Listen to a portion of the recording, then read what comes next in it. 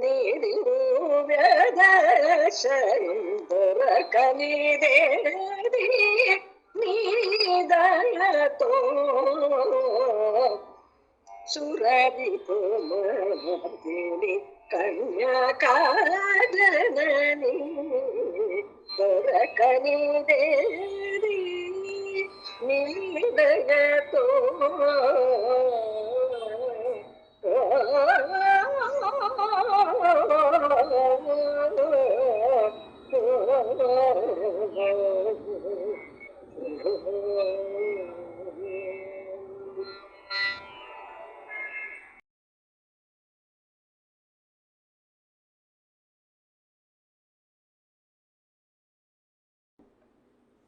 ಗುರು ಚತುಷ್ಟಯರಿಗೆ ಶಿರಸ ಮನಸ ನಮಸ್ಕಾರ ಮಾಡ್ತಾ ಇವತ್ತಿನ ದಿವಸ ಆಗಮಿಸಿರುವಂತಹ ನಂದೀಶ್ ಸರ್ಗೂ ಸ್ವಾಗತ ಕೋರ್ತಾ ಇದ್ದೀನಿ. ಹಾಗೂ ಇಲ್ಲಿ ಶ್ರೋತೃ ವೃಂದದವರಿಗೂ ನಾನು ಸ್ವಾಗತ ಕೋರ್ತಾ ಇವತ್ತು ವಾಸವಿ ದೇವಿ ದರ್ಶನము ಈ ಗ್ರಂಥದ 136ನೇ ಪೇಜು. ಎಂಥ ಮಗು ಆದರೂ ಪರವಾಗಿಲ್ಲ ಅಂಥೇಳಿ ಕುಸುಮಾಂಬೆ ಮತ್ತು ಕುಸುಮ ಶ್ರೇಷ್ಠಿ ಇಬ್ಬರೂ ತೀರ್ಮಾನ ತಗೊಂಡು ಆ ಮಗು ಲೋಕೋತ್ತರ ಮಗು ಆಗಬೇಕು, ನಮ್ಮ ಕುಲ ಪಾವನವಾಗಬೇಕು ಅಂಥೇಳಿ ಅವರು ಆ ಚಿಂತನೆ ಮಾಡ್ತಾ ಮಲ್ಕೊಂಡಿರ್ತಾರೆ. ಮುಂದಿಂದು ಇವತ್ತು ಓದ್ತೀನಿ. ಮರುದಿನ ಎಚ್ಚರವಾದ ಕೂಡಲೇ ಕುಸುಮಾಂಬೃಪಾಲನು ತನ್ನ ಪತ್ನಿಯು ಆಗಲೇ ಜಪದಲ್ಲಿ ತಲ್ಲೀನಳಾಗಿ ಕುಳಿತಿದ್ದನ್ನು ನೋಡಿ ಅಚ್ಚರಿಗೊಂಡನು. ಹೀಗೆ ಒಂದೊಂದು ದಿನವೂ ಹಬ್ಬದಂತೆ ಕಳೆಯುತ್ತಿತ್ತು. ಮಾತೃತ್ವದ ಮಹಾಭಾಗ್ಯ ಪಡೆದರೂ ಕುಸುಮಾಂಬೆಯು ಪತಿಯ ಮನವನ್ನರಿತು ಬಾಳುತ್ತಿದ್ದಳು. ಇಂಗಿತಜ್ಞತೆಯು ಅವಳಲ್ಲಿ ಕಡಿಮೆಯಾಗಲಿಲ್ಲ.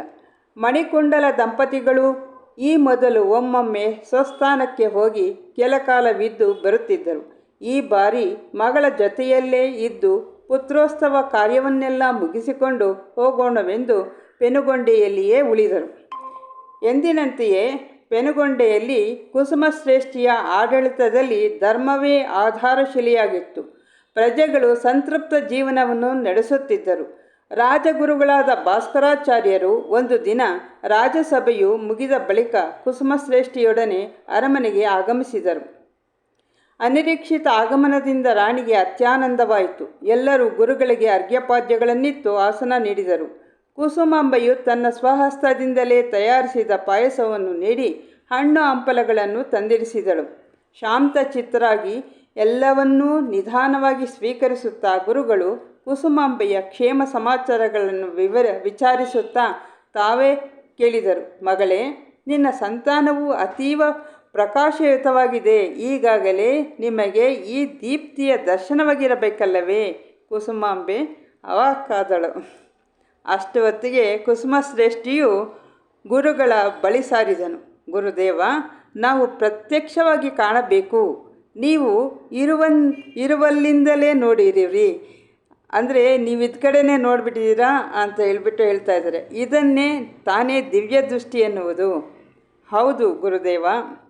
ಮೊನ್ನೆ ರಾತ್ರಿ ಕುಸುಮಾಂಬೆಯು ನಿದ್ರಿಸುತ್ತಿರುವಾಗ ನಾನು ಅವಳ ಗರ್ಭದ ಮೇಲೆ ತೇಜೋಪುಂಜವು ಕಾಣುತ್ತಾ ನಮ್ಮ ಮಂದಿರವನ್ನೆಲ್ಲ ಬೆಳಗಿ ಮಾಯವಾಗುತ್ತಾ ಬಂದುದು ಕಂಡೆ. ಹೌದು ನೃಪಾಲ, ಇದೆಲ್ಲ ದೈವ ಶಿಶುಲೀಲೆ.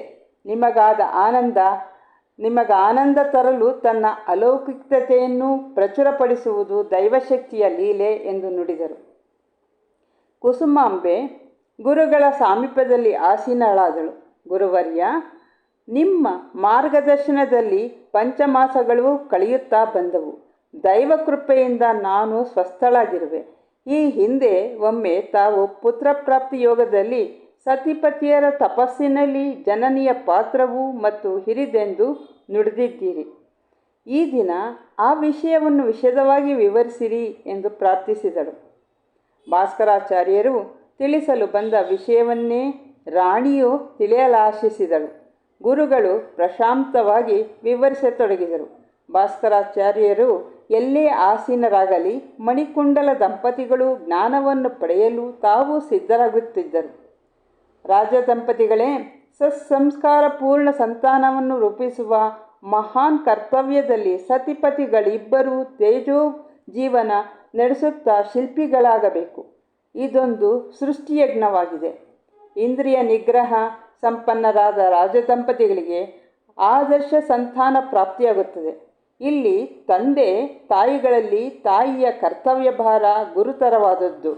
ಏಕೆಂದರೆ ಶಿಶುವು ನವಮಾಸಗಳು ತನ್ನ ತಾಯಿಯ ಗರ್ಭದಲ್ಲಿಯೇ ಬೆಳೆಯುತ್ತಾ ಸಂಸ್ಕಾರ ಪಡೆಯುತ್ತದೆ.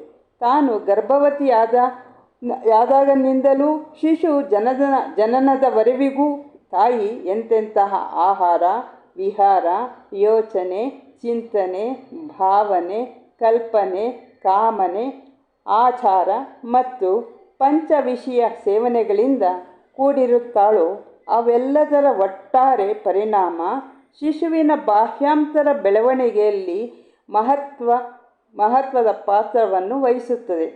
ಇದನ್ನು ಪ್ರತಿ ನಾರಿಯೂ ತಿಳಿದುಕೊಳ್ಳಬೇಕು.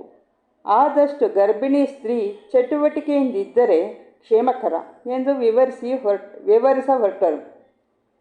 ಕುಸುಮ ದಂಪತಿಗಳು ಗುರುವಚನದಂತೆಯೇ ತಾವು ಶುದ್ಧ ಜೀವನ ನಡೆಸುತ್ತಿದ್ದೇವೆಂದು ನೆಮ್ಮದಿಯಿಂದಿದ್ದರು. ತ್ರಿಕರಣಪೂರ್ವಕವಾದ ಆಚರಣೆ ಅವರಿಗೆ ಆತ್ಮಬಲ ವೃದ್ಧಿ ಮಾಡುತ್ತಿತ್ತು. ಇದು ಎಕ್ಸ್ಪ್ಲೇನ್ ಮಾಡ್ತೀರಾ ಸರ್? ಆಮೇಲೆ ನಾನು ಓದಲೆ ಮುಂದಿದ್ದು. ಇದರಲ್ಲಿ ವಿಶೇಷವಾದ ಸಂಗತಿಗಳನ್ನ ಹೇಳ್ತಾ ಇದ್ದಾರೆ.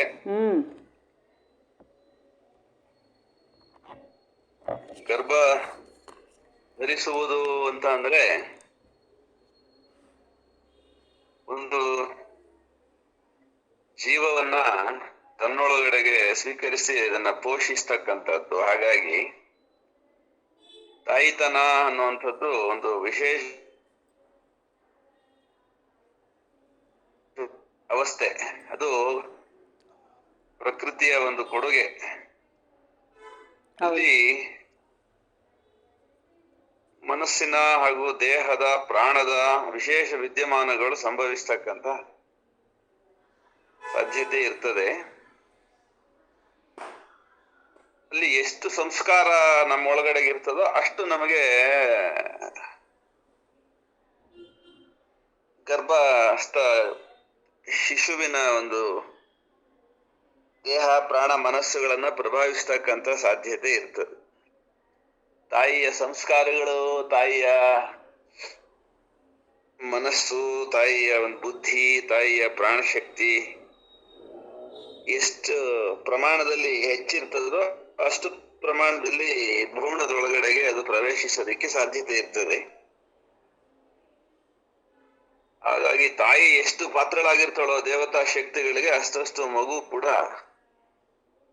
ಆ ಎಲ್ಲ ದೇವತಾ ಶಕ್ತಿಗಳನ್ನ ಅನಾಯಾಸವಾಗಿ ತನ್ನೊಳಗಡೆಗೆ ಧರಿಸ್ತಕ್ಕಂಥ ಅವಕಾಶ ಜಾಸ್ತಿ ಆಗಿದೆ. ಇದು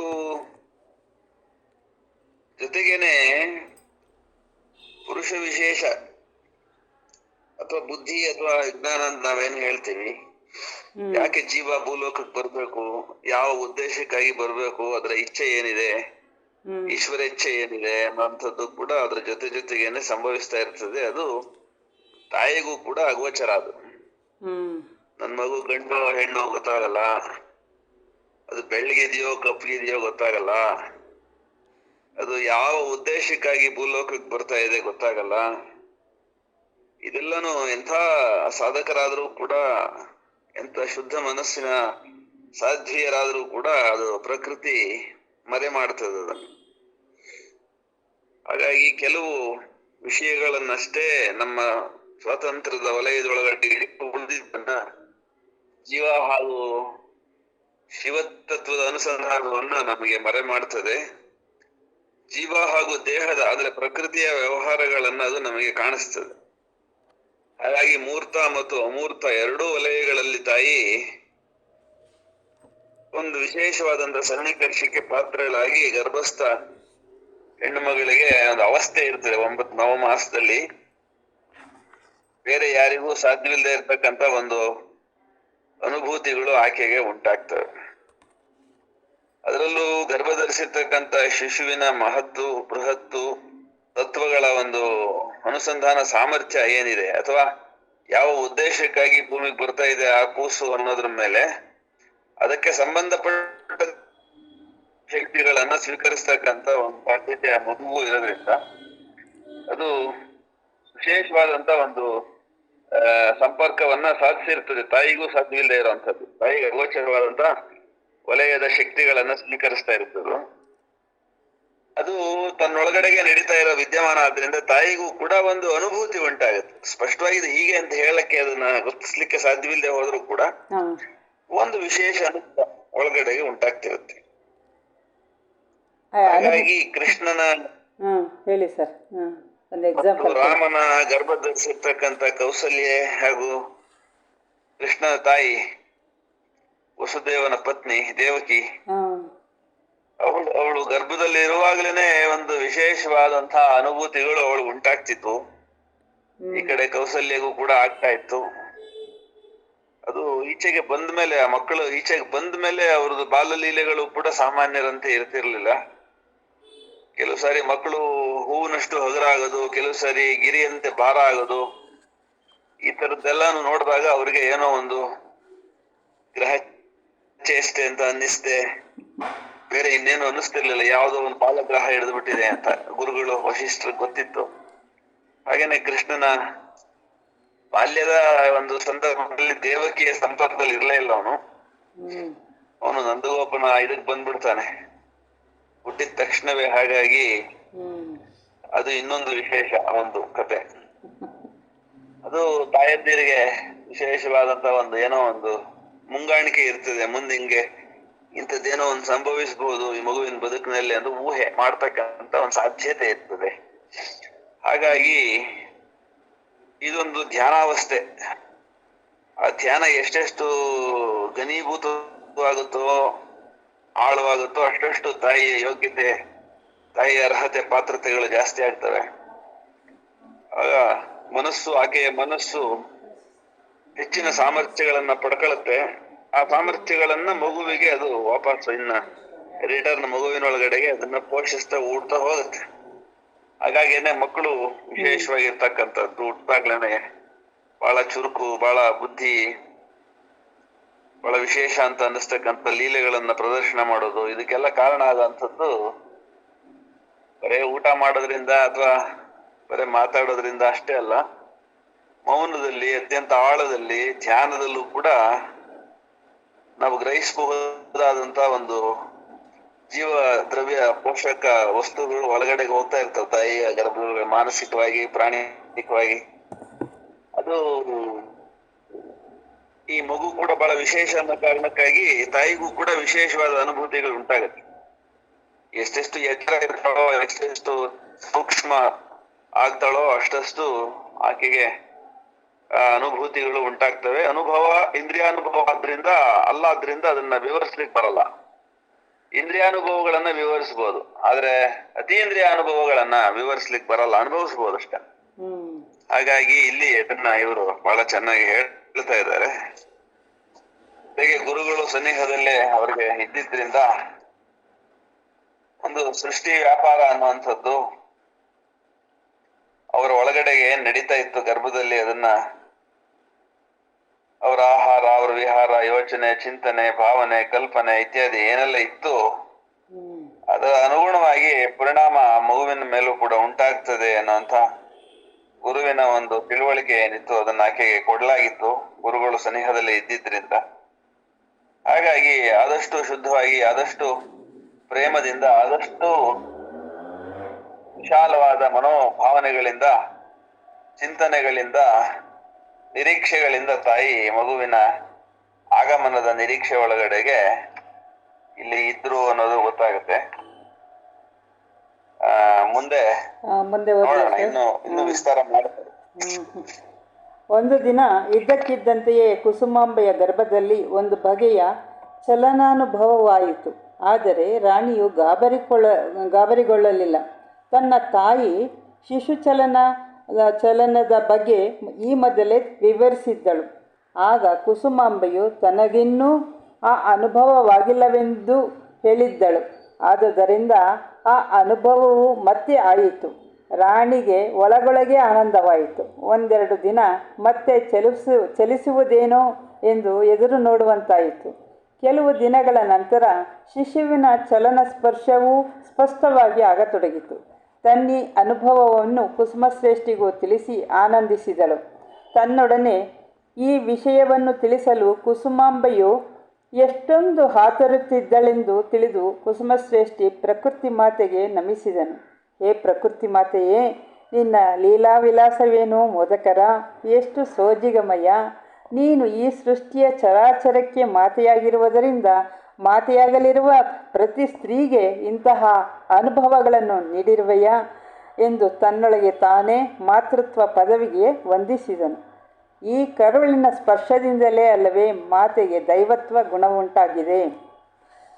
ಕುಸುಮಾಂಬೆಗೆ ಎಂದಿನಂತೆಯೇ ಆಗೊಮ್ಮೆ ಈಗೊಮ್ಮೆ ಶಿಶು ಚಲನದ ಅನುಭವವಾಗುತ್ತಿತ್ತು. ಆದರೆ ಒಂದು ದಿನ ಇದ್ದಕ್ಕಿದ್ದಂತೆಯೇ ಎರಡು ಕಡೆಗಳಲ್ಲಿ ಶಿಶು ಚಲನದ ಅನುಭವವಾಯಿತು. ಶಿಶು ಬಹಳ ಬಾರಿ ಚಲಿಸಿರಬೇಕೆಂದುಕೊಂಡಳು. ದಿನದಿನವೂ ಹೊಸ ಹೊಸ ಬಗೆಯ ಅನುಭವವಾಗುತ್ತಿತ್ತು. ಈ ಆನಂದದ ಆಗಸದಲ್ಲಿ ಅವಳು ಬೆಳ್ಳಿಯ ಮೋಡಗಳನ್ನು ದರ್ಶಿಸುತ್ತಾ ತನ್ನ ಶಿಶು ಸೂರ್ಯನಿಗಾಗಿ ತಪಸ್ಸನ್ನು ಆಚರಿಸುತ್ತಿದ್ದಳು. ದಿನಗಳು ಉರುಳಿದಂತೆ ರಾಣಿಯಲ್ಲಿ ಚಿಂತನ ಮನನಗಳುಂಟಾದವು. ಯಾವುದೇ ವಿಚಾರ ಕುರಿತಾದರೂ ಗಹನವಾದ ಮಂಥನ ಕ್ರಿಯೆ ಆರಂಭವಾಗುತ್ತಿತ್ತು. ಮೊದಮೊದಲು ತನ್ನಲ್ಲಿ ಏನಾಗುತ್ತಿದೆ ಎಂದು ಆಕೆಗೆ ಅರ್ಥವಾಗುತ್ತಿರಲಿಲ್ಲ. ಆದರೆ ಕ್ರಮೇಣ ಗರ್ಭಸ್ಥ ಶಿಶುವಿನ ಅಸಾಮಾನ್ಯ ಶಕ್ತಿ ಜ್ಞಾನ ಸಂಪನ್ನತೆಯಿಂದ ಹೀಗಾಗುತ್ತಿದೆ ಎಂದು ಮನವರಿಕೆಯಾಯಿತು. ಅವಳ ಮನೋಬುದ್ಧಿ ಸಾಮ್ರಾಜ್ಯದಲ್ಲಿ ಗರ್ಭಸ್ಥ ಶಿಶು ತೇಜವು ಪಸರಿಸತೊಡಗಿತ್ತು. ಆದ್ದರಿಂದ ಕುಸುಮಾಂಬೆಗೆ ಆತ್ಮದ ಹಸಿವೆಯ ರೂಪದಲ್ಲಿ ಜ್ಞಾನ ವಿಜ್ಞಾನಾಸಕ್ತಿ ಮೂಡಿತು. ದಿನಗಳ ಉರುಳುತ್ತಾ ಬಂದವು. ಕುಸುಮಾಂಬೆಯ ಮನಸ್ಸಿನಲ್ಲಿ ಸ್ಥಿತಿಗತಿಗಳಲ್ಲಿ ಏನೋ ಬದಲಾವಣೆಯಾಗುತ್ತಾ ಬಂದಿತು. ವಿಶ್ವದಲ್ಲಿ ಗೋಚರಿಸುತ್ತಿರುವ ಸೌಂದರ್ಯವೆಲ್ಲದರ ಜೊತೆಯಲ್ಲಿ ತನ್ನ ಶಿಶು ಸೌಂದರ್ಯವೂ ವರ್ಧಿಸುತ್ತಿರುವಂತೆ ಭಾಸವಾಗುತ್ತಿತ್ತು. ನಿತ್ಯವೂ ನೋಡುತ್ತಿದ್ದ ಅರಮನೆಯ ಉದ್ಯಾನದಲ್ಲಿ ಸೊಂಪಾಗಿ ಬೆಳೆದ ಕಂಗೊಳಿಸುತ್ತಿದ್ದ ಗಿಡ ಮರ ಬಳ್ಳಿಗಳು ತನಗೇನೋ ಸಂದೇಶ ನೀಡಲು ಕಾದಿರುವಂತೆ ಕಾಣತೊಡಗಿತು. ತನ್ನ ಪಾಲಿಗೆ ದೊರೆಯಲಿರುವ ತಾಯ್ತನದ ಭಾಗ್ಯದ ಆನಂದದಲ್ಲಿ ಪಾಲ್ಗೊಳ್ಳಲು ಪ್ರತಿಚೇತನ ವಸ್ತುವು ಹಂಬಲಿಸುತ್ತಿರುವಂತೆ ಎನಿಸಿತು. ತಾಯ್ತನದ ಸುಖದ ಅವರ್ಣನೀಯತೆಯ ಜೊತೆಗೆ ಅವಳಲ್ಲಿ ನಿಸರ್ಗ ಪ್ರಿಯತೆಯೂ ಹೆಚ್ಚುತ್ತಾ ಬಂದಿತು. ಆ ರಮಣೀಯತೆಯಲ್ಲಿ ಕರಗಿದ ಅವಳ ಹೃದಯವು ಕವಿತೆಯನ್ನು ಹಾಡಿತು. ಅವಳ ಮನೋಹಸ್ತವು ಚಿತ್ರ ಬರೆಯಲು ಕುಂಚ ಹಿಡಿಯಿತು. ಮನಸ್ಸಿನಲ್ಲಿ ನವಿಲಿನಂತೆ ನರ್ತಿಸಿದಳು. ತನ್ನ ಪ್ರೀತಿಯ ಅರ್ಧಾಂಗಿಯಲ್ಲಿ ಆದ ಈ ಬದಲಾವಣೆಯನ್ನು ಆಕೆ ವ್ಯಕ್ತಪಡಿಸುವ ಮುನ್ನವೇ ಅರ್ಥ ಮಾಡಿಕೊಂಡ ಕುಸುಮಶ್ರೇಷ್ಠಿಯು ತನ್ನ ರಾಜ್ಯಭಾರದ ಕೈಂಕರ್ಯಗಳನ್ನು ಮುಗಿಸಿ ಮಿಕ್ಕ ಕರ್ತವ್ಯ ಕರ್ಮಗಳನ್ನು ಸಚಿವ ವೃಂದಕ್ಕೆ ಒಪ್ಪಿಸಿ ಸಮಯ ಮಾಡಿಕೊಂಡು ಗರ್ಭಿಣಿ ಸತಿಯನ್ನು ಪ್ರಶಾಂತವಾದ ರಮ್ಯ ಪ್ರಕೃತಿ ದೃಶ್ಯಗಳಿರುವ ಕಡೆಗೆ ಕರೆದೊಯ್ಯತೊಡಗಿದನು. ಇದಕ್ಕೆ ವಿವರಣೆ ಕೊಡ್ತೀರಾ ಸರ್? ಬಹುಶಃ ಇಲ್ಲಿರೋರೆಲ್ಲ ಹೆಣ್ಮಕ್ಳು ಹೆಚ್ಚಾಗಿರೋದು. ಎಲ್ಲರೂ ಹೆಣ್ಮಕ್ಳನ್ನ ಹೇಳ್ತಿರೋರೆ. ನನಗಿಂತಲೂ ಚೆನ್ನಾಗಿ ಈ ವಿವರಣೆ ಏನು ಅಂತ ಹೇಳಿ ಚೆನ್ನಾಗಿ ಅರ್ಥವಾಗಿ ಸ್ವಾನುಭವ ಆಗಿರ್ತದೆ. ಗರ್ಭದಲ್ಲಿ ಮಗುವಿನ ಸಂಚಲನಗಳನ್ನ ಅನುಭವಿಸ್ತಾ ಅದು ಏನ್ ಆನಂದ ಆಗುತ್ತೆ. ನಮಗದ್ರ ಅನುಭವ ಇಲ್ಲ, ನೇರ ಅನುಭವ ಇಲ್ಲ. ಕಲ್ಪಿಸಿ ಹೇಳದೆ ಬೇಡ, ನಿಮಗೆ ನೇರವಾಗಿ ಇದೆಲ್ಲ ಇದೆ, ಅನುಭವ ಆಗಿರುತ್ತೆ. ಆವಾಗ ಅಷ್ಟೊಂದು ರಮಿಸ್ಬೇಕು ಅನ್ನೋದಾಗ್ಲಿ ಮಾಡಬೇಕು ಅನ್ನೋದಾಗ್ಲಿ ಇರ್ತಾ ಇರಲಿಲ್ಲ. ಇವಾಗ ಈ ರಸಾನುಭವ ಆವಾಗ ಆಗದೇ ಇದ್ರೆ ಇವಾಗ ಆ ರೀತಿ ಆಗುತ್ತಲ್ಲ ಅಂತ ಅನ್ಸುತ್ತೆ. ಅಲ್ಲಿ ಏನಂದ್ರೆ ಇಡೀ ಪ್ರಕೃತಿಯೇ ಒಂದು ಯೋನಿ ಅಂತ ಹೇಳಿ ಮಾತು ಬರುತ್ತೆ. ಸಮಸ್ತ ಪ್ರಕೃತಿಯು ಜೀವಗಳು ಬರ್ತಕ್ಕಂತ ಯೋನಿ ಅಂತ ಹೇಳಿ ಒಂದು ಬ್ರಹ್ಮಸೂತ್ರದೊಳಗಡೆ ಅಧ್ಯಯನ ಮಾಡುವಾಗ ಗೊತ್ತಾಗುತ್ತದು. ಹಾಗಾಗಿ ತಾಯಿ ಯಾರು ಗರ್ಭಿಣಿಯಾಗಿರ್ತಾಳೆ ಹೆಣ್ಣು, ಅವಳಿಗೆ ಎಲ್ಲವನ್ನೂ ನೋಡ್ತಾ ಎಲ್ಲವನ್ನೂ ಸವಿತಾ ಆನಂದಿಸ್ತಾ ಆ ತಾಯಿತನದ ಒಂದು ಶಕ್ತಿ ಮತ್ತು ತಾಯಿತನದ ಆನಂದ ಏನು, ಆ ಸತ್ಯ, ಆ ಸೌಂದರ್ಯ ಏನು ಅನ್ನೋಂಥದ್ರ ಪೂರ್ಣ ದರ್ಶನ ಆಗಿಬಿಡುತ್ತೆ. ಆಕೆಯ ಮನಸ್ಸಿನೊಳಗಡೆ ಒಂದು ವಿಶೇಷವಾದಂತ ಪ್ರೇಮ, ಮಾತೃ ಪ್ರೇಮದ ಒಂದು ಅನುಭೂತಿ ಉಂಟಾಗತ್ತೆ. ಅಂದ್ರೆ ಸಮಸ್ತ ಪ್ರಕೃತಿಯು ತಾಯಿಯಾಗಿ ಆ ತಾಯಿತನದ ಒಂದು ಆನಂದ ಏನಿದೆ ಅದನ್ನ ಇವಳು ಈ ಶರೀರದೊಳಗಿರೋ ಮಗುವಿನ ಕಾರಣಕ್ಕಾಗಿ ಆ ಪ್ರೇಮದ ಒಂದು ಭೂಮಾವಸ್ಥೆಯನ್ನು ಅನುಭವಿಸ್ತಾಳೆ. ಅಂದ್ರೆ ಏನನ್ನ ನೋಡಿದ್ರು ಪ್ರೀತಿಸ್ತಾಳ ಅವಳು. ಗರ್ಭಿಣಿ ಹೆಂಗಸು ಯಾವುದನ್ನು ದ್ವೇಷಿಸಲ್ಲ, ಯಾವುದನ್ನು ತಿರಸ್ಕರಿಸಲ್ಲ. ಹಾಗಾಗಿ ಅವಳಿಗೊಂದು ವಿಶೇಷವಾದ ಸೌಂದರ್ಯ ಪ್ರಾಪ್ತಿ ಆಗತ್ತೆ. ಗರ್ಭದಲ್ಲಿ ಮಗುವನ್ನು ದರ್ಶಿಸತಕ್ಕಂಥ ಯಾವುದೇ ಹೆಣ್ಣು ನೋಡ್ಲಿಕ್ಕೆ ಹೆಚ್ಚು ಗೌರವದಿಂದ ಆಕೆಯನ್ನು ಸಮೀಪಿಸ್ಬೇಕು ಅನ್ನೋಷ್ಟು ವಿಶೇಷವಾದಂತ ಒಂದು ನೋಟಕ್ಕೆ, ಸೌಂದರ್ಯಕ್ಕೆ ಬಾಧ್ಯಗಳಾಗ್ತವೆ. ಹಾಗಾಗಿ ಅದೇ ಹಳ್ಳಿಯಲ್ಲಿ ಕಡೆಗೆ ಬಸರಿ ಹೆಂಗಸು ನೋಡಿದ್ರೆ ಒಂದು ಪೂರ್ಣವಾಗಿ ತಾಯಿಯ ಒಂದು ಮಾತೃ ಗೌರವದ ಒಂದು ಪ್ರತಿಮೆ, ಒಂದು ವಿಶೇಷವಾದಂತ ಅನುಭೂತಿಗೆ ಆಕೆಯನ್ನ ನೋಡ್ತಾ. ಅದಕ್ಕೆ ನೋಡಿ, ಯಾರಾದ್ರೂ ಗರ್ಭಿಣಿ ಹೆಂಗಸು ಬಸ್ ಹತ್ತಿದ್ರೆ ಯಾರಾದ್ರೂ ಸೀಟ್ ಬಿಟ್ಕೊಟ್ಬಿಡ್ತಾರೆ. ಹಾಸ್ಪಿಟ್ಲ್ಗಳಲ್ಲೂ ಅಷ್ಟೇನೆ, ಗರ್ಭಿಣಿ ಹೆಂಗಸು ಬಂದ ತಕ್ಷಣನೇ ಅವ್ರಿಗೆ ಯಾವುದೇ ಕ್ಯೂನಲ್ಲಿ ಇನ್ನೊಂದ್ ಕಡೆ ಮತ್ತೊಂದ್ ಕಡೆ ಎಲ್ಲೂ ಅವ್ರನ್ನ ನಿಲ್ಸಕ್ ಹೋಗಲ್ಲ, ಹಿಂಸಿಸಲ್ಲ ಸಮಾಜ. ಅದೇನೋ ಒಂದ್ ಮನಸ್ಸಿಗೆ ಅನ್ನಿಸ್ತದೆ, ಅವ್ರಿಗೆ ಗೌರವ ಕೊಡ್ಬೇಕು, ಅವ್ರಿಗೆ ಸ್ಥಾನ ಕೊಡ್ಬೇಕು, ಅವ್ರಿಗೆ ತೊಂದರೆ ಆಗಬಾರದು ಅನ್ನೋ ಭಾವನೆ ಬರುತ್ತೆ. ಅದು ಅಗೋಚರವಾಗಿರ್ತದೆ ಯಾವಾಗ್ಲೂ. ಆ ಮಾತೃ ಸತ್ವ ಅನ್ನೋದೇ ಹಾಗೆ. ಅದನ್ನೆಲ್ಲ ಅನುಭವಿಸಿರೋದ್ರಿಂದ ನಾನ್ ವಿವರಿಸಿದ್ರ ಪುಸ್ತಕ ಆಯ್ತು. ಇಲ್ಲ, ಒಮ್ಮೆ ಗೋದಾವರಿಯ ಕಲರವ ಕೇಳಿ ಆನಂದಿಸಲೆಂದು ತನ್ನ ಪ್ರಕೃತಿ ಪ್ರಿಯೆ ಸತಿಯನ್ನು ನದಿ ತಟಕ್ಕೆ ಕರೆದೊಯ್ದನು. ಕುಸುಮಾಂಬೆಯು ಮುಕ್ತ ಮನಸ್ಸಿನಿಂದ ತನ್ನ ಭಾವಕಾರಂಜಿಯನ್ನು ಹೊಮ್ಮಿಸುತ್ತಾ ಹೀಗೆ ನುಡಿದಳು. ಪ್ರಭು, ಈ ಗೋದಾವರಿ ಸಲಿಲಧಾರೆಯ ನಿರ್ಮಲತೆಯು ಎಷ್ಟು ಹಿತಕರವಾಗಿದೆ. ಹಿಮಾಲಯದಿಂದ ಹರಿದು ಬರುತ್ತಿರುವ ಅಮರ ಗಂಗೆಯಂತೆಯೇ ಆಗಿದೆ. ಪ್ರತಿದಿನವೂ ಸಹಜವಾಗಿ ಆಗುತ್ತಿರುವ ಸೂರ್ಯಾಸ್ತಮಾನಗಳು ನನ್ನೆದೆಯಲ್ಲಿ ನವಜ್ಯೋತಿಯನ್ನು ಬೆಳಗುತ್ತಿವೆ. ಪ್ರತಿ ಚರಾಚರ ವಸ್ತುವಿನೊಡನೆಯೂ ನನಗೊಂದು ರೀತಿಯ ಆತ್ಮೀಯತೆಯ ಅನುಭವವಾಗುತ್ತಿದೆ.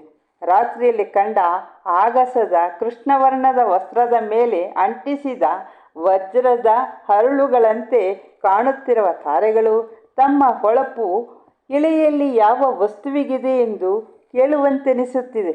ಇದ್ದಕ್ಕಿದ್ದಂತೆಯೇ ಬಾನಿನಲ್ಲಿ ಕಂಡ ವರ್ಣಮಯ ಕಾಮನ ಬಿಲ್ಲು ಅದಾವುದೋ ಮಹತ್ ಕಾರ್ಯದ ಸಲುವಾಗಿ ಚಪ್ಪರವಾಗಿ ನಿಂತಂತಿದೆ. ವಿವಿಧ ಪಕ್ಷಗಳ ಕೂಜನ ಒಂದು ದೈವೀ ವಾರ್ತೆಯನ್ನು ಜಗತ್ತಿನ ಮೂಲೆ ಮೂಲೆಗೂ ಸಾರಲು ಸಡಗರದಿಂದ ಧಾವಿಸಲು ಕಾದಿದೆ ಎಂದೆನಿಸುತ್ತಿದೆ. ಗೋಧೂಳಿಯನ್ನೆಬ್ಬಿಸುವ ಸಂಜೆಯ ತಂಗಾಳಿಯು ತನ್ನ ದೇಹ ಆಯಾಸವನ್ನು ನಿವಾರಿಸಲು ಚಾಮರವಾಗಿ ಬೀಸಲು ನಿಂತಂತೆನಿಸುತ್ತಿದೆ. ಈ ವಿಶ್ವದ ಅಸಂಖ್ಯ ಸಂತಾನವನ್ನು ತನ್ನ ಉದರದಲ್ಲಿ ಹೊತ್ತಿರುವ ಭೂಮಾತೆಯು ತನ್ನ ಉದರದಲ್ಲಿರುವಂತೆ ಭಾಸವಾಗುತ್ತಿದೆ. ಈ ಲೋಕಕ್ಕೆಲ್ಲ ಹಂಚಿದರೂ ಮಿಗುವಷ್ಟು ಪ್ರೇಮ ವಾರಿಧಿಗಳು ನನ್ನೆದೆಯಲ್ಲಿ ಒಮ್ಮಿ ಬೋರ್ಗರಿಯುತ್ತಿರುವಂತೆ ಎನಿಸಿದೆ. ಆ ವೇಗವನ್ನು ತಾಳಲು ನನ್ನೆದೆಯು ಸಾಲದೇನೋ ಎಂದು ಅನೇಕ ಬಾರಿ ಅನ್ನಿಸುತ್ತಿದೆ ಎಂದು ವಿವರಿಸುತ್ತಿರುವ ಕುಸುಮಾಂಬೆಯ ಅದಮ್ಯ ಉತ್ಸಾಹವನ್ನು ಕಂಡು ಇದೆಲ್ಲವೂ ತನ್ನ ಸತಿಯ ಅನುಭವಗಳೋ ಆ ಶಿಶು ಮೂಡಿಸಿದ ಅನುಭವಗಳೋ ಎಂದು ಯೋಚಿಸಿ ಕೊನೆಗೆ ಇವು ಅಲೌಕಿಕ ಅನುಭವಗಳೇ ಸರಿ ಎಂದು ನಿರ್ಣಯಿಸಿದನು. ದೇವಿ, ನಿನ್ನ ಅನುಭವಗಳೆಲ್ಲವೂ ಅಲೌಕಿಕವಾಗಿದೆ. ಸುಮ್ಮನೆ ಭಾವನೆ ಕಲ್ಪನೆಗಳಿಂದಲೇ ಇಂಥ ಅನಿಸಿಕೆಗಳು ಅನುಭವಗಳು ಸಾಧ್ಯವಿಲ್ಲ. ಈ ದೇಹದಲ್ಲಿ ಹಲವಾರು ಪ್ರತಿಕ್ರಿಯೆಗಳು ಉಂಟಾಗಲು ಹಲವಾರು ಅಂಶಗಳು ಕಾರಣವಾಗುತ್ತಿವೆ. ಯಾರಲ್ಲಿ ಯಾವ ಸಮಯದಲ್ಲಿ ಯಾವ ಅಂಶವು ಯಾವ ಕ್ರಿಯೆಯ ಮೇಲೆ ಹೇಗೆ ತನ್ನ ಪ್ರಭಾವವನ್ನು ಬೀರುವುದೋ ತಿಳಿಯುವುದು ಸುಲಭವಲ್ಲ. ಹೇಳುವುದು ಸುಲಭವಲ್ಲವೇ ಅಲ್ಲ. ಪ್ರತಿ ಕ್ಷೇತ್ರದ ಜ್ಞಾನವು ಸಮುದ್ರದಂತೆ, ಇಳಿದಷ್ಟು ಗಹನ, ಅಳೆದಷ್ಟು ವಿಶಾಲ. ಆ ಸತ್ಯಾನ್ವೇಷಣೆಯಲ್ಲಿ ನಿತ್ಯ ಪ್ರಯತ್ನವು ಮಾನವ ಸಹಜ ಪ್ರವೃತ್ತಿಯಾದರೂ ಕೂಡ ಹೀಗೆ ಒಮ್ಮೆ ಹೀಗೆ ದರ್ಶಿಸಿದ್ದು ಹಾಗೆನಿಸಬಹುದು, ಹಾಗೆ ದರ್ಶಿಸಿದ್ದು ಹೀಗೆನಿಸಬಹುದು. ಅನುಭವದಿಂದ ಮಾತ್ರ ಸ್ಪಷ್ಟ ಗೋಚರವಾಗುತ್ತದೆ. ಅಲ್ಲದೆ ಅನುಭವವು ಬಹುಮುಖವಿರುತ್ತದೆ. ಯದ್ಭಾವಂ ತದ್ಭವತಿ ಎನ್ನುವಂತೆ ಭಾವವಿದ್ದಂತೆ ದರ್ಶನವಿರುತ್ತದೆ. ವಿಧ ವಿಧ ಪ್ರಚೋದನೆಗಳಿಗೊಳಗಾದಾಗ ಮನಸ್ಸಿನಲ್ಲಿ ಸ್ಥಿತಿಗತಿಗಳಲ್ಲಿಯೂ ಏರುಪೇರುಗಳುಂಟಾಗುತ್ತವೆ. ಅದನ್ನು ತಿಳಿಯಲು ಸೂಕ್ಷ್ಮಾವಲೋಕನ ಶಕ್ತಿಯೂ ಬೇಕು. ಆಗಾಗುವ ಸೂಕ್ಷ್ಮ ಸಂವೇದನೆಗಳನ್ನರಿಯಲು ಸೂಕ್ಷ್ಮ ಪ್ರಜ್ಞೆಯೂ ಬೇಕು. ಆದುದರಿಂದ ನಿನಗಾಗುತ್ತಿರುವ ಈ ದೈವೀ ಸಂವೇದನೆಗಳನ್ನು ತೆರೆದ ಪುಸ್ತಕದಲ್ಲಿ ಅಕ್ಷರಗಳನ್ನು ಓದಿದಂತೆ ಅನುಭವಿಸಿ ವಿವರಿಸುತ್ತಿರುವೆ. ನೀನು ಧನ್ಯೆ ಪ್ರಿಯೆ, ನೀನೇ ಧನ್ಯೆ. ನಿನಗೊಂದು ಅನಿರೀಕ್ಷಿತ ಆನಂದವನ್ನುಂಟು ಮಾಡಲೇ ಎಂದನು. ಹೇಗೋ ಗುರುದೇವರ ಆಶ್ರಮವು ಅನತಿ ದೂರದಲ್ಲಿಯೇ ಇದೆ. ಹೋಗಿ ಬರೋಣವೆಂದೇ ಏನಾದರೂ ಯೋಚಿಸಿದ್ದೀರಾ? ನನ್ನಲ್ಲಿ ಜ್ಞಾನದಾಹ ಅದಮ್ಯವಾಗಿದೆ. ಗುರು ಸನ್ನಿಧಿಯಲ್ಲಿ ಈ ವಿಷಯಗಳನ್ನು ನಾನು ಹೇಳಿಕೊಳ್ಳಬೇಕು ಎಂದಳು ಕುಸುಮಾಂಬೆ. ನೀನಿಂದು ನನಗೀಗ ಕೊಟ್ಟ ಈ ಉತ್ತರವು ನನಗೆ ನಿರೀಕ್ಷಿತವಾಗಿದೆ. ಇದೆಲ್ಲ ಗರ್ಭಸ್ಥ ಶಿಶುವಿನ ಮಹಿಮಾ ಪ್ರಭಾವವಾಗಿರಬೇಕು ಎಂದು ಹೇಳಿ ರಥದಲ್ಲಿ ತನ್ನ ಸತಿಯೊಡನೆ ಆಶ್ರಮದತ್ತ ಸಾಗಿದನು. ಇಳಿ ಮಧ್ಯಾಹ್ನದ ವೇಳೆಗೆ ರಾಜರಥವು ಆಶ್ರಮವನ್ನು ತಲುಪಿತು. ಆಗ ತಾನೇ ವಿಶ್ರಾಂತಿ ಪಡೆದು ತನ್ನ ಕುಟೀರದಿಂದ ಹೊರಬಂದ ಭಾಸ್ಕರಾಚಾರ್ಯರಿಗೆ ಆಶ್ರಮವಾಸಿಗಳಿರುವರು ರಾಜಾಗಮನದ ವಾರ್ತೆಯನ್ನು ತಿಳಿಸಿದರು. ರಾಣಿಯೊಡನೆ ಬಂದ ರಾಜನನ್ನು ನೋಡಲು ಗುರುಗಳು ಸ್ವಯಂ ತಾವೇ ಅವರ ಬಳಿಗೆ ಬಂದರು. ಗುರುಗಳ ಮುಖಾರವಿಂದ ದರ್ಶನ ಮಾತ್ರದಿಂದಲೇ ದಂಪತಿಗಳು ಭಕ್ತಿಪರವಶರಾಗಿ ಗುರುಪದ ಕಮಲಗಳಿಗೆ ವಂದಿಸಿದರು. ಗರ್ಭವತಿ ಸತಿಯೊಡನೆ ಆಗಮಿಸಿದ ತನ್ನ ಆಪ್ತ ಶಿಷ್ಯೋತ್ತಮನನ್ನು ಗುರುವರ್ಯರು ವಿಶೇಷವಾದ ಆದರ ವಾತ್ಸಲ್ಯಗಳಿಂದ ಬರಮಾಡಿಕೊಂಡರು. ಎಲ್ಲರೂ ಗುರುಕುಟೀರದ ಹೊಳವಕ್ಕರು. ಕುಸುಮಗುಪ್ತ, ಈ ಇಳಿ ಮಧ್ಯಾಹ್ನ ಸಮಯದಲ್ಲಿ ಗರ್ಭಿಣಿ ಸತಿಯನ್ನು ಕರೆತರುವ ಸಾಹಸವನ್ನೇಕೆ ಮಾಡಿದೆ? ಪೂರ್ವಯೋಜಿತವಾಗಿ ಬರಬಾರದೆ ಎಂದು ಕೇಳಿದರು. ಗುರುವರಣ್ಯ, ಪ್ರಪಂಚದಲ್ಲಿ ಮಹಾತ್ಮರ ದರ್ಶನವು ಮಹಾಭಾಗ್ಯವೇ ಸರಿ. ಕುಸುಮಾಂಬೆಯು ನಿಮ್ಮನ್ನು ಕಾಣಬೇಕೆಂದು ಸಂಕಲ್ಪಿಸಿಕೊಂಡಳೆಂದು ನನಗೆಂತೂ ತಿಳಿಯದಂತಾಗಿ ಅವಳಿಗೆ ನಿಮ್ಮ ದರ್ಶನ ಭಾಗ್ಯ ಉಂಟಾದರೆ ಅನಿರೀಕ್ಷಿತ ಸಂಭಾಷಣೆಯಿಂದ ಅವಳ ಹೃದಯಕ್ಕೆ ಜ್ಞಾನಾಮೃತವೆರೆದಂತಾಗುವುದು ಎಂದು ನನಗೂ ಸಂಕಲ್ಪವಾಯಿತು. ಈಗ ಎಂಥ ಸುಯೋಗ ಒದಗಿತು ಎಂದು ಹರ್ಷಮನಸ್ಕನಾಗಿ ನುಡಿದನು. ಹೇಳಿ ಸರ್.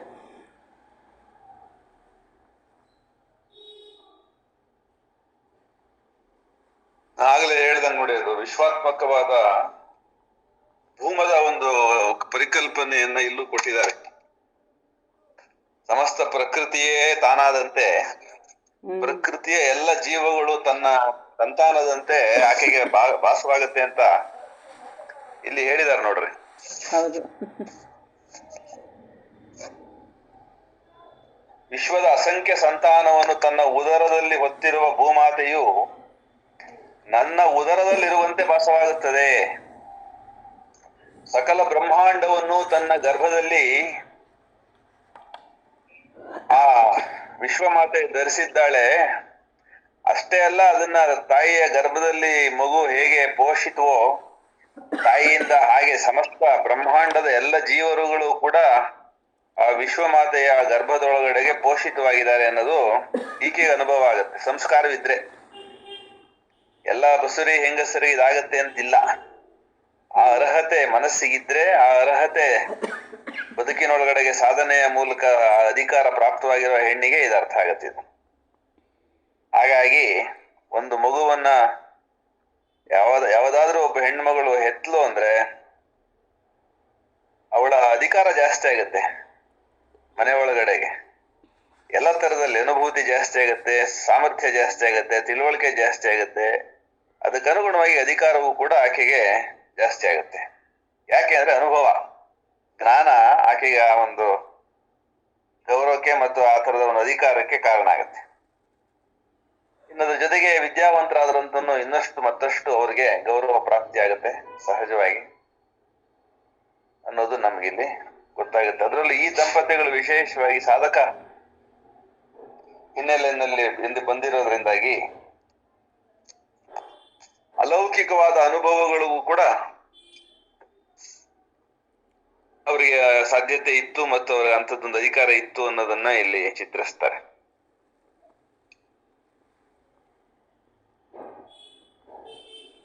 ಇಳಿದಷ್ಟು ಗಹನ ಅಳೆದಷ್ಟು ವಿಶಾಲ ಅಂತ ಏನ್ ಹೇಳ್ತಾರೆ, ಅದು ಮಾತಲ್ಲ, ಬರೀ ಮಾತಲ್ಲ, ಅದು ಪ್ರಾಕ್ಟಿಕಲ್ ಆಗಿ ಇಳಿದವ್ರಿಗೆ ಗೊತ್ತು ಎಷ್ಟು ಇಳಿತಾರೆ ಎಷ್ಟು ಮುಳುಗ್ತಾರೆ ಅನ್ನೋದ್ರ ಮೇಲೆ ಅದ್ರ ಆಳ ಏನು ಅನ್ನೋದು ಗೊತ್ತಾಗುತ್ತೆ. ಮನಸ್ಸು ಅಪಾರವಾದಂತ ಅಸೀಮವಾಗಿರ್ತಕ್ಕಂಥ ತತ್ವ. ಅದು ಬ್ರಹ್ಮಾಂಡದ ವ್ಯಾಪ್ತಿ ಅದಕ್ಕೆ ಇದೆ ನಮ್ಮ ಮನಸ್ಸಿಗೆ. ಅದೇನಂದ್ರೆ ಶರೀರದೊಳಗಡೆಗೆ ಸಿಕ್ಕಾಕೊಂಡ್ಬಿಟ್ಟು ಅದನ್ನ ಮೀರಲ್ಲ ಅಂತ ಕೂತು ಬಿಟ್ಟಾಗ ಪ್ರಾಣಿಕ ಮನಸ್ಸಾಗ್ಬಿಡುತ್ತದೆ. ಒಬ್ಬ ಮನುಷ್ಯ ರೂಪದ ಪ್ರಾಣಿಯ ಮನಸ್ಸಾಗ್ಬಿಡುತ್ತದೆ. ಯಾವಾಗ ಮನಸ್ಸು ವಿಸ್ತರಣೆಯನ್ನ ಸಾಧಿಸ್ತಾ ಹೋಗುತ್ತೆ, ದೇಹದಿಂದ ಆಚೆ ಕಡೆಗೂ ಅದಕ್ಕೆ ಇರುವಿಕೆ ಅನ್ನೋದು ಗೊತ್ತಾಗತ್ತೆ. ಅದನ್ನೇ ಯದ್ಭಾವಂ ತದ್ಭವತಿ ಅಂತ ಹೇಳಿದ್ದಾರೆ ನೋಡ್ರಿ. ಅವ್ರ ಭಾವ ವಿಸ್ತಾರ ಅಂದ್ರೆ ಅವ್ರ ಮನಸ್ಸಿನ ವಿಸ್ತಾರವೇ. ಆ ಮನೋವಿಸ್ತಾರ ಎಷ್ಟು ದೊಡ್ಡದೋ ಅಷ್ಟು ಅವ್ರದ್ದು ದರ್ಶನ ದೊಡ್ಡದಾಗತ್ತೆ. ಅದಕ್ಕಾಗಿ ಇಲ್ಲಿ ಹೇಳ್ತಾ ಇದ್ದಾರೆ, ಒಂದೊಂದು ಮನಸ್ಸಿನ ಸಾಮರ್ಥ್ಯಗಳನ್ನ ಅವಲೋಕನ ಸಾಮರ್ಥ್ಯ ಬೇಕು, ಸಂವೇದನಾ ಸಾಮರ್ಥ್ಯ ಬೇಕು, ಕಡೆಗೆ ಪ್ರಜ್ಞೆಗೆ ಬಂದ್ಬಿಟ್ಟವ್ರು ಅವರು. ಪ್ರಜ್ಞೆ ಅನ್ನೋದು ಸರ್ವಗತವಾಗಿ ಎಲ್ಲ ಕಡೆ ಇದೆ. ಅದು ಇಲ್ಲದೆ ಇರೋ ಜಾಗವೇ ಇಲ್ಲ. ಮನಸ್ಸು ಇಲ್ಲದೆ ಇರುವಂತ ಎಡೆ ಇರ್ಬೋದು, ಆದ್ರೆ ಪ್ರಜ್ಞೆ ಇಲ್ಲದೆ ಇರುವಂತ ಎಡೆ ಇಲ್ಲ. ಅದು ಸೂಕ್ಷ್ಮ ಆದಾಗ, ಮನಸ್ಸೇ ಸೂಕ್ಷ್ಮವಾದಾಗ ಪ್ರಜ್ಞೆ ಆಗುತ್ತೆ ಅನ್ನೋದನ್ನು ಕೂಡ ಇಲ್ಲಿ ಹೇಳ್ತಿದ್ದಾರೆ. ಎಷ್ಟೆಷ್ಟು ಸೂಕ್ಷ್ಮ ಆಗ್ತೀವೋ ಮನಸ್ಸಿನಲ್ಲಿ ಅಷ್ಟಷ್ಟು ಪ್ರಜ್ಞೆ ನಮ್ಮ ಒಳಗಡೆಗೆ ಜಾಸ್ತಿ ಆಗ್ತಾ ಹೋಗುತ್ತೆ ಅಂತ. ಆವಾಗ ಮನಸ್ಸು ತನ್ನ ಕಳ್ಕೊಳ್ಳುತ್ತೆ ಅಂತನ ಸರ್? ತನ್ನತನ ಅಲ್ಲ, ತನ್ನ ಸೀಮಿತತೆಯನ್ನ ಕಳ್ಕೊಳ್ಳುತ್ತೆ. ಸೀಮಿತತೆ ತನ್ನ ಅಲ್ಪತೆಯನ್ನ ಕಳ್ಕೊಂಡು ವಿಸ್ತಾರವಾಗ್ತಾ ಅನಾವರಣ ಆಗ್ತಾ ಹೋಗುತ್ತೆ. ಆವರಣಗಳನ್ನ ಕಳ್ಸ್ಕೊಳ್ತಾ ಹೋಗುತ್ತೆ. ಅಂದ್ರೆ ಅದು ಭೂಮ ಆಗುತ್ತೆ, ಭೂಮ ಆಗ್ತಾ ಹೋಗುತ್ತೆ.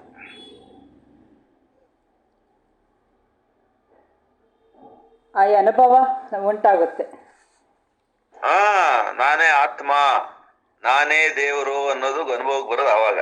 ಮನಸ್ಸಿನ ಎಲ್ಲ ಮಿತಿಗಳನ್ನ, ಮನಸ್ಸಿನ ಎಲ್ಲ ಸಂಕೋಚಗಳನ್ನ, ಮನಸ್ಸಿನ ಎಲ್ಲ ಅಲ್ಪತೆಯನ್ನ ಅದು ಕಳ್ಕೊಂಡಾಗ, ಅದು ಭೂಮ ಆಗಿ ನಿಂತ್ಕೊಂಡಾಗ ಅದು ಆತ್ಮವೇ ಆಗುತ್ತೆ. ಅವಾಗ ಎಲ್ಲದರ ಅನುಭೂತಿ ನೇರ ಇರುತ್ತೆ. ಅದಕ್ಕೆ ಅದು ಓದೋದ್ ಬೇಕಾಗಿಲ್ಲ, ಕೇಳೋದ್ ಬೇಕಾಗಿಲ್ಲ, ಶ್ರವಣ ಮನನ ಇವನ್ ಇನ್ಸ್ಟ್ರೂಮೆಂಟ್ ಕೂಡ ಬೇಕಾಗಿಲ್ಲ. ಸಂಜೆ ಎಲ್ಲವೂ ತಾನೇ ಆಗಿರ್ತದೆ.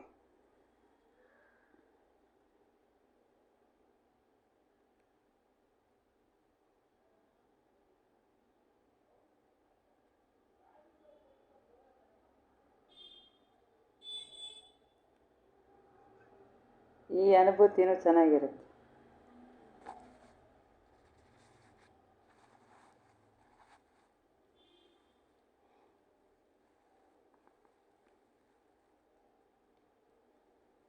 ಮುಂದಕ್ಕೆ ಓದ್ಲಿಯಾ ಸರ್? ಕೂಡಲೇ ಭಾವ ತುಂಬಿ ಕುಸುಮಾಂಬೆಯು, ಪೂಜ್ಯ ಆಚಾರ್ಯ, ನಿಮ್ಮ ಕರುಣೆಯಿಂದ ನಾನಿಂದು ನಿಮ್ಮ ಶಿಷ್ಯನ ಮಡದಿಯಾದೆ. ಎಲ್ಲೋ ಬೆಳೆದಿದ್ದ ಕಾಡು ಮಲ್ಲಿಗೆಗೆ ಒದಗಿದ ಶಿವನ ಪಾದಪೂಜಾ ಭಾಗ್ಯದಂತೆ ನನ್ನ ಅದೃಷ್ಟವಾಗಿದೆ. ನನ್ನ ಪುಣ್ಯವೆಷ್ಟೆಂದು ನಾನು ಹರ್ಷಿಸಲಿ ಎಂದು ನುಡಿದಳು. ಪುತ್ರಿ, ಗೃಹಸ್ಥಿಗಳಿಗೆ ಪುಣ್ಯವು ಸಂಜೀವಿನಿಯೇ ಸರಿ. ಆದರೆ ಜ್ಞಾನೈಶ್ವರ್ಯದ ಮಹಿಮೆ ತಿಳಿಯುವ ತನಕ ಪುಣ್ಯವು ಮಹಿಮಾನ್ವಿತವೆಂದು ಜನರು ಅರಿಯುತ್ತಾರೆ ಎಂದು ಗುರುಗಳು ವಿವರಿಸಿದರು. ಗುರುವರ್ಯ, ಇತ್ತೀಚೆಗೆ ನನ್ನಲ್ಲಿ ತುಂಬ ಜ್ಞಾನದ ದಾಹ ಉಂಟಾಗುತ್ತಿದೆ. ಎಲ್ಲ ವಿಚಾರಗಳನ್ನು ಕುರಿತು ಮಂಥನ ಮಾಡುವಂತಾಗುವುದು. ನಿಮ್ಮಿಂದ ಸತ್ಸಂಗಗಳನ್ನು ಕೇಳಿ ನನ್ನ ಆತ್ಮಕ್ಕೆ ತುಷ್ಟಿಗಳನ್ನು ಉಂಟು ಮಾಡಿಕೊಳ್ಳಬೇಕು. ಆದ್ದರಿಂದ ನಿಮ್ಮ ಕೃಪಾದೃಷ್ಟಿ ನಮ್ಮ ಮೇಲೆ ಹರಿಯಬೇಕು ಎಂದು ಭಕ್ತಿಯಿಂದ ಬಿನ್ನಹ ಮಾಡಿಕೊಂಡಳು. ಕುಸುಮಶ್ರೇಷ್ಠಿಯು ಇತ್ತೀಚೆಗೆ ಅಲೌಕಿಕವಾದ ಅನುಭವಗಳನ್ನು ಹೊಂದುತ್ತಾ ಅದಮ್ಯ ಚೇತನದಿಂದ ಎಲ್ಲವನ್ನೂ ಯಥಾವತ್ತಾಗಿ ವಿವರಿಸಲು ಪ್ರಯತ್ನಿಸುತ್ತಿರುವಳು. ಇದಕ್ಕೆಲ್ಲ ಕಾರಣ ಶಿಶುವಿನ ಮಹಿಮಾ ಪ್ರಭಾವವೆಂದು ನಿರ್ಧರಿಸಿ ನಿಮ್ಮ ಸನ್ನಿಧಿ ಭಾಗ್ಯ ಪಡೆದು ನಿಮ್ಮ ಆಶೀರ್ವಾದ ಹೊತ್ತು ಅರಮನೆಗೆ ತೆರಳೋಣವೆಂದು ಬಂದೆವು ಎಂದನು. ಗುರುದೇವ, ನನ್ನ ಉದರದಲ್ಲಿ ಶಿಶುವಿನ ಚಲನವಲನಗಳು ಆರಂಭವಾದಾಗಿನಿಂದಲೂ ನನ್ನಲ್ಲಿ ಅನೇಕ ವಿಶೇಷ ಅನುಭೂತಿಗಳು ಉಂಟಾಗುತ್ತಿವೆ. ಮಾತ್ರವಲ್ಲದೆ ಅನೇಕ ಪ್ರಶ್ನೆಗಳೂ ಉದಿಸುತ್ತಿವೆ. ಈ ಸೃಷ್ಟಿಯಲ್ಲಿರುವ ಅನೇಕ ರಹಸ್ಯಗಳನ್ನು ತಿಳಿದುಕೊಳ್ಳುವ ಆಸೆ ಮಾತ್ರವಲ್ಲದೆ ಕಾತರ, ಕುತೂಹಲ ಅಡಗಿಸಿಕೊಳ್ಳಲಾರೆ ಎಂದಳು ಕುಸುಮಾಂಬೆ.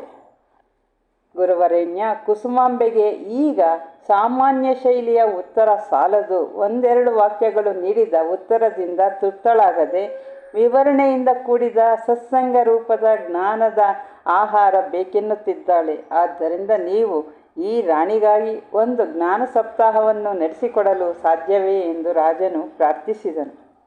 ಗುರುಗಳು, ಆಗಲಿ ಕುಸುಮಶ್ರೇಷ್ಠಿ, ಆಗಲಿ. ಈ ಜ್ಞಾನ ಸಪ್ತಾಹವನ್ನು ಶುಕ್ಲ ಪಕ್ಷದಲ್ಲಿ ಆರಂಭಿಸಿ ಹುಣ್ಣಿಮೆಯ ದಿನ ಮುಕ್ತಾಯಗೊಳಿಸೋಣ. ಈ ಸಪ್ತಾಹವನ್ನು ಅರಮನೆಯಲ್ಲಿಯೇ ನಡೆಸೋಣ. ಗರ್ಭಿಣಿಯು ಸತ್ಸಂಗದ ವೇಳೆಗೆ ಸಿದ್ಧಳಾಗಿ ಕುಳಿತರೆ ಸಾಕು.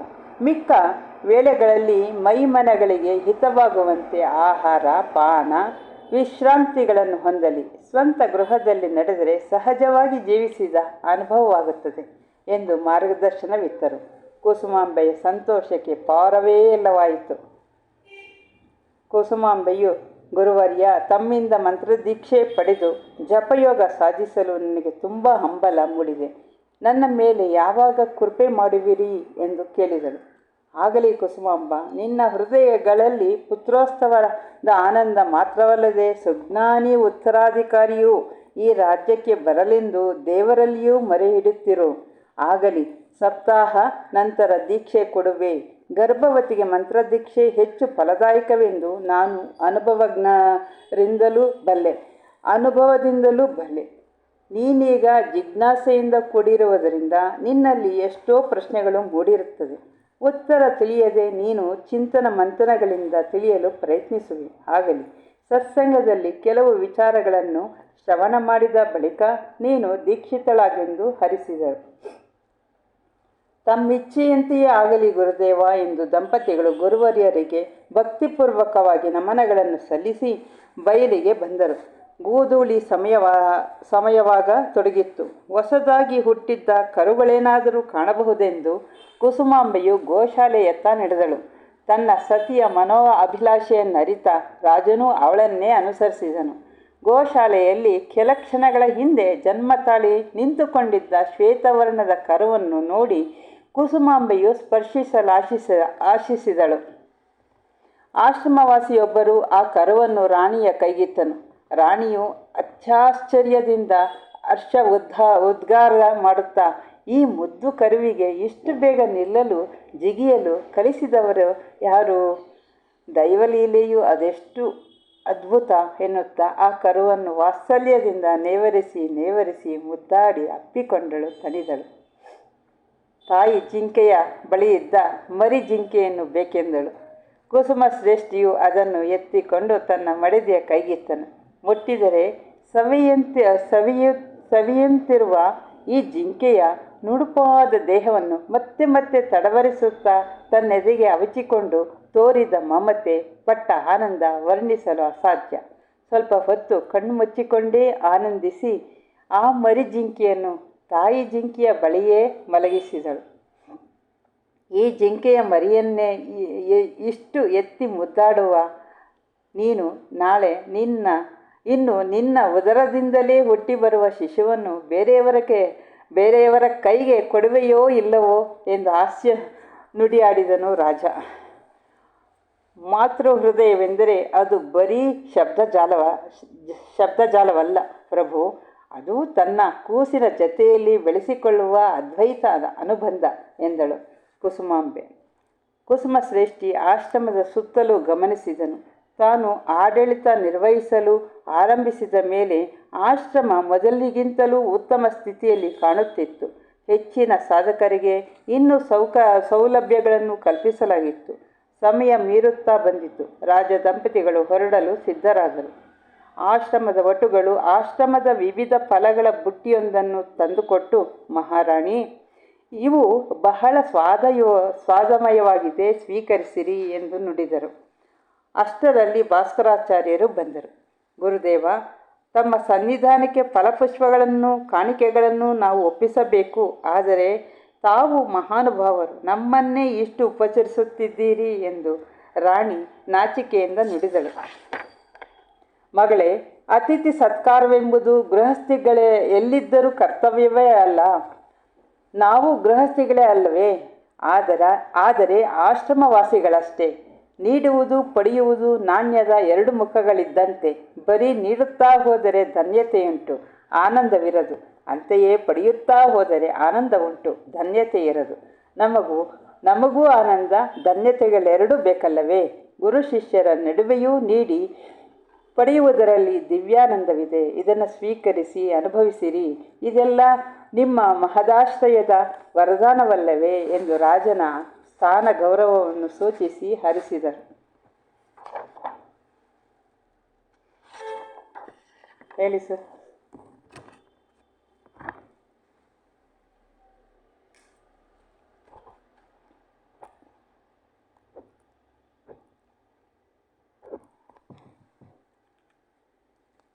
Sir, Nandish sir. ಕುವೆಂಪು ಅವರದ್ದು ಒಂದು ಕೂಸಿನ ಕನಸು ಅಂತ ಒಂದು ಪದ್ಯ ಇದೆ. ಆ ಪದ್ಯದಲ್ಲಿ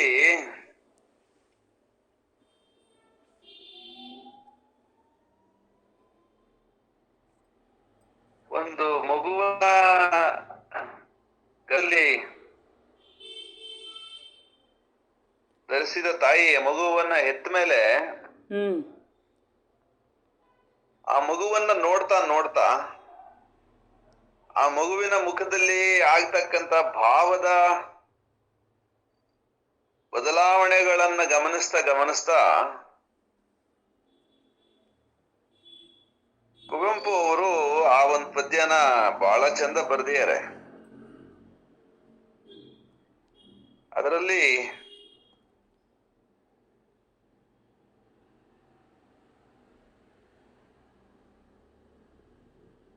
ಜನ್ಮ ಜನ್ಮಾಂತರಗಳನ್ನ ದರ್ಶಿಸ್ತದಂತೆ ಮಗು ಗರ್ಭದಲ್ಲಿರುವಾಗ್ಲೇನೆ. ಅದು ಆ ವಿಸ್ತರಣೆ ಏನಿದೆ, ಆ ಜನ್ಮ ಜನ್ಮಾಂತರಗಳ ನೆನಪಿನ ಸ್ಮೃತಿ ಏನಿದೆ, ಅದು ಆ ಮಗುವಿನ ಮುಖದಲ್ಲಿ ಹಾದು ಹೋಗ್ತಾ ಇರುತ್ತಂತೆ. ತಾಯಿ ಅದನ್ನ ನೋಡ್ತಾ ನೋಡ್ತಾ ಅವಳು ಕೂಡ ಜನ್ಮ ಜನ್ಮಾಂತರಗಳ ಅನುಭೂತಿಯನ್ನ ಆ ಮಗುವಿನ ಭಾವದ ಬದಲಾವಣೆ ಒಳಗಡೆಗೆ ಗಮನಿಸ್ತಾಳಂತೆ. ಅದೊಂದು ಬಹಳ ವಿಶೇಷವಾದ ಪದ್ಯ.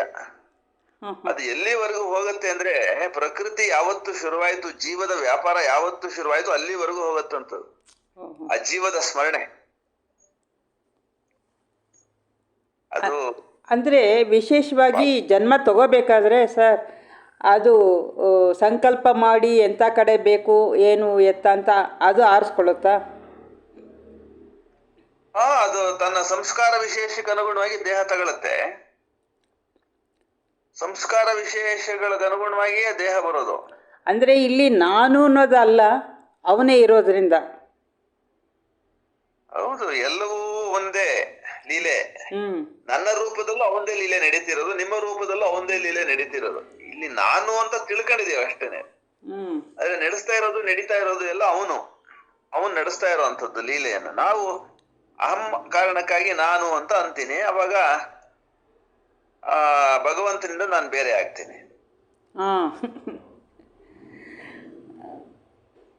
ಅವನಲ್ಲೇ ಇದ್ದಾಗ ಅದರ ಅನುಭೂತಿನೇ ಬೇರೆ ಇರುತ್ತೆ.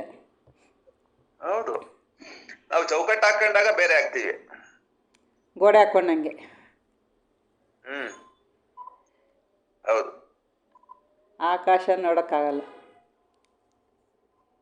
ಚೌಕಟ್ಟು ಹಾಕೊಂಡ್ರೆ ಮುಗೀತು. ಚೌಕಟ್ಟು ಹಾಕೊಳ್ಳದೆ ಇರೋದು ಏನ್ ಮಾಡ್ಬೇಕು? ನಾನು ಅನ್ನೋದು ಇರೋದಿಲ್ಲ. ಅವಾಗ ಸಾಕ್ಷಿ ಭಾವ ಇರ್ತದೆ, ಜಗತ್ತಿಗೆಲ್ಲ ಸಾಕ್ಷಿಯಾಗಿರ್ತೀವಿ, ಸೀಮಿತತೆ ಹೊರಟೋಗುತ್ತೆ. ಸಾಕ್ಷಿ ಭಾವ ಅಂತಂದ್ರೆ ನಾನು ನಿಮ್ಮನ್ನು ನೋಡ್ತಾ ಇದ್ದೀನಿ ರೀತಿಲಿ ನೋಡೋದಾ ಹೆಂಗೆ? ಅಲ್ಲ, ಎಲ್ಲವನ್ನೂ ನಾನು ಅನ್ನೋದೇ ಇರಲ್ವಲ್ಲ ಅಲ್ಲಿ. ನಾನು ನಿಮ್ಮನ್ನು, ನಾನು ನೀನು ಅನ್ನೋದಿಲ್ಲ, ಅದು ಇದು ಅನ್ನೋದಿಲ್ಲ. ನಾನು ತಾನು, ನಾನು ನೀನು ಅನ್ನೋ ನಾಲ್ಕು ಇರಲ್ಲ. ತಾನೇ ತಾನಾಗಿರುತ್ತೆ. ಸಮುದ್ರದೊಳಗಡೆಗೆ ಬೆರೆತು ಹೋದ ನದಿ ಹೆಸರಲ್ಲಿರುತ್ತೆ, ರುಚಿಯಲ್ಲಿರುತ್ತೆ, ಹರಿವಲ್ಲಿರುತ್ತೆ. ಯಾವ ಗತಿ ಗಮನ ರೂಪ ಹೆಸರು ಯಾವುದು ಇರೋದಿಲ್ಲ. ಹೌದು. ಆದ್ರೆ ಸಮುದ್ರ ಇರುತ್ತಲ್ಲ ಹಾಗೆ. ಹಾಗೆ ಮನೋಲಯವಾದ ಮೇಲೆ ಅಹಂ ಅನ್ನುವಂಥದ್ದು ಸಂಪೂರ್ಣವಾಗಿ ಲೀನವಾಗೋಗತ್ತೆ ಆತ್ಮದಲ್ಲಿ.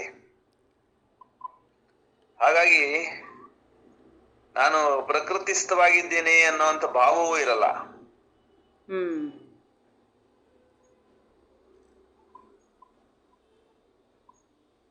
ಅದನ್ನ ನಿಮಗೆ ಕಳಿಸ್ಕೊಡ್ತೀನಿ, ಕೂಸಿನ ಕನಸು ಅನ್ನುವಂಥ ಪದ್ಯನ. ಬಹಳ ಚೆನ್ನಾಗಿದೆ ಅದನ್ನ. ಹಾಗಾದರೆ ನಮ್ಮ ಸಾಧನೆ ಎಲ್ಲಿದೆ, ಹೆಂಗಿದೆ ಅನ್ನೋದು ನಮಗೆ ಅರ್ಥ ಆಗುತ್ತೆ.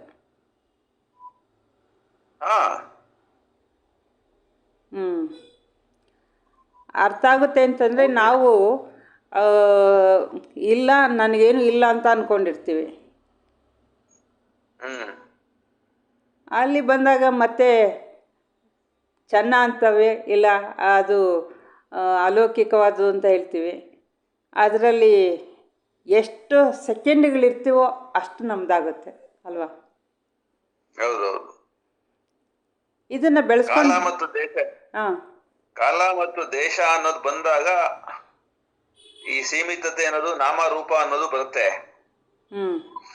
ಕಾಲ ದೇಶ ಅನ್ನೋದು ನಾಮ ರೂಪ ಅನ್ನೋದು ಆ ನಾಲ್ಕಕ್ಕೇನೆ ನಾನು ನೀನು ತಾನು ಆನು ಅಂತ ಹೇಳಿದ್ದು ಬೇಂದ್ರೆ ಅವರು 4 ತಂತಿನಲ್ಲಿ. ಆ ವಿಶ್ವಾತ್ಮಕತೆ ಒಳಗಡೆಗೆ ನಮ್ಮ ಜೀವಾತ್ಮ ಅನ್ನೋದು ಬೆರೆತು ಹೋದಾಗ ದೇಹದ ಸ್ಮರಣೆ ಆಗ್ಲಿ, ದೇಹಕ್ಕೆ ಸಂಬಂಧಿಸಿದ ಬಂಧನಗಳಾಗ್ಲಿ, ದೇಹಕ್ಕೆ ಸಂಬಂಧಿಸಿದ ಇಂದ್ರಿಯ ಬದುಕಾಗ್ಲಿ, ಚೌಕಟ್ಟಾಗ್ಲಿ ಇರೋದಿಲ್ಲ. ಅವಾಗ ಏನಾಗುತ್ತೆ, ಕಾಲ ಅನ್ನೋದೇ ವಿಶ್ವವಾಗಿರ್ತದೆ, ದೇಶ ಅನ್ನೋದು ಆಕಾಶ ಆಗಿರ್ತದೆ, ಆಕಾಶವೇ ದೇಶವಾಗೋದು. ಚೆನ್ನಾಗಿದೆ.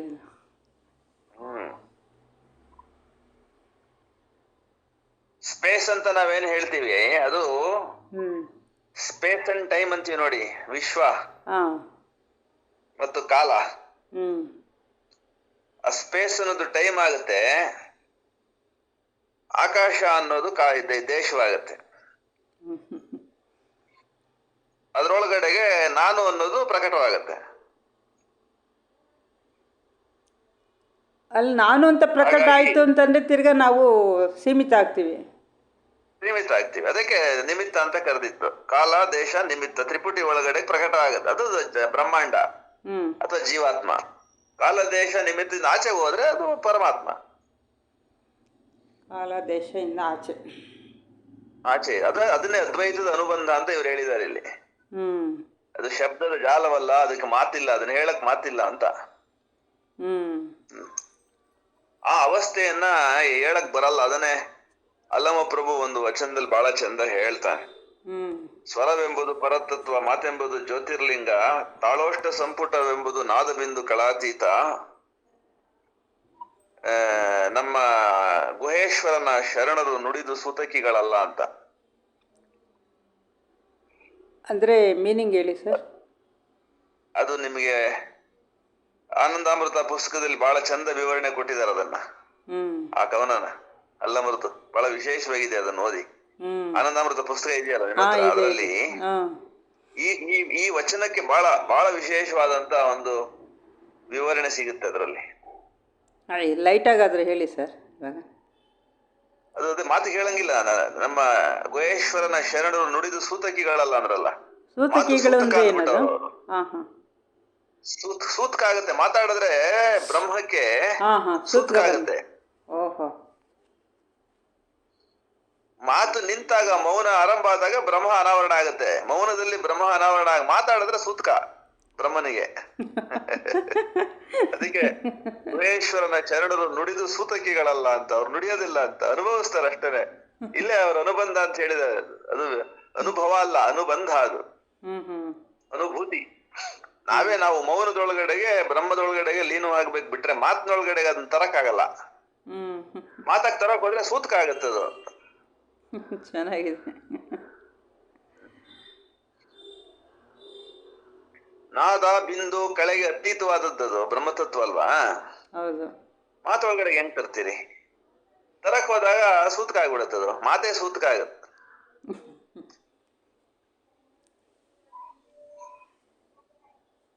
ಏನಪ್ಪ ಅಂದರೆ ಈ ಶರೀರ ಸತ್ತಾಗ ಅಂತಂದರೆ ಈ ಶರೀರ ಬಿಟ್ಟೋದಾಗ ಅದಕ್ಕೆ ನಾವು ಸಾವು ಅಂತೀವಿ, ಅದಕ್ಕೆ ಸೂತ್ಕ ಅಂತೀವಿ. ಇವಾಗ ನೀವು ಹೇಳ್ತಾ ಇರೋದು ನೋಡಿದ್ರೆ ತುಂಬಾ ಒಂಥರ ಖುಷಿ ಆಗುತ್ತೆ. ಆ ಮಾತಿಗೆ ತರೋದ್ರಿಂದನೇ ಸೂತ್ಕ ಆಗುತ್ತೆ ಬ್ರಹ್ಮನಿಗೆ ಅಂತ. ಶರೀರದಲ್ಲಿರುವ ಆತ್ಮನನ್ನ ಅನುಸಂಧಾನ ಮಾಡುವಾಗ ಮಾತಿಗೆ ಎಡೆ ಇಲ್ಲ. ಹಾಂ. ಮಾತಾಡುವಾಗ ನೀವು ಆತ್ಮನಿಂದ ದೂರ ಆಗ್ತೀರಿ, ಶರೀರಕ್ಕೆ ಬಂದು ಮಿತರಾಗ್ತೀರಿ. ಮಿತ ಶಾಂತ ಅನ್ನೋದನ್ನ ಅಷ್ಟೇ ಶಬ್ದದ ಹಿಂದಕ್ಕೆ ಹೋಗ್ಬೇಕು ನೀವು, ಅವಾಗ ನಾದ ಆಗತ್ತದು. ಶಬ್ದದ ಹಿಂದಕ್ಕೆ ಹೋದಾಗ ನಾದ ಆಗತ್ತೆ. ನಾದದ ಹಿಂದಕ್ಕೆ ಹೋದ್ರೆ ಬೋಧ ಆಗತ್ತೆ. ಬೋಧ ಅಂತ ಅಂದ್ರೆ ಅದು ಇಂಟ್ಯೂಟಿವ್, ಅದು ನಿಮಗೆ, ಅದು ಮಾತಿಗೆ ಆಚೆ ಇದೆ. ಅದು ಮಾತು ಒಳಕ್ ಬಂದ್ರೆ ದೇಹ ಆಗುತ್ತೆ, ಇಂದ್ರಿಯ ಆಗತ್ತದು. ಇಂದ್ರಿಯ ಮಾತಿಂದ ಹಿಂದಕ್ಕೆ ಹೋದ್ರೆ ಅತೀಂದ್ರಿಯ ಆಗತ್ತೆ. ಸಿಂಪಲ್. ಶಬ್ದ ಇಂದ್ರಿಯ ಗಮ್ಯ, ನಿಶಬ್ದ ಅತೀಂದ್ರಿಯ. ಇದು ಒಳ್ಳೆ ತುಂಬಾ ಚೆನ್ನಾಗಿದೆ ಲಾಜಿಕ್. ನೀವು ಮಾತು ನಿಲ್ಲಿಸೋವರೆಗೂ ಅದ್ವೈತ ಅನುಭವ ಆಗಲ್ಲ.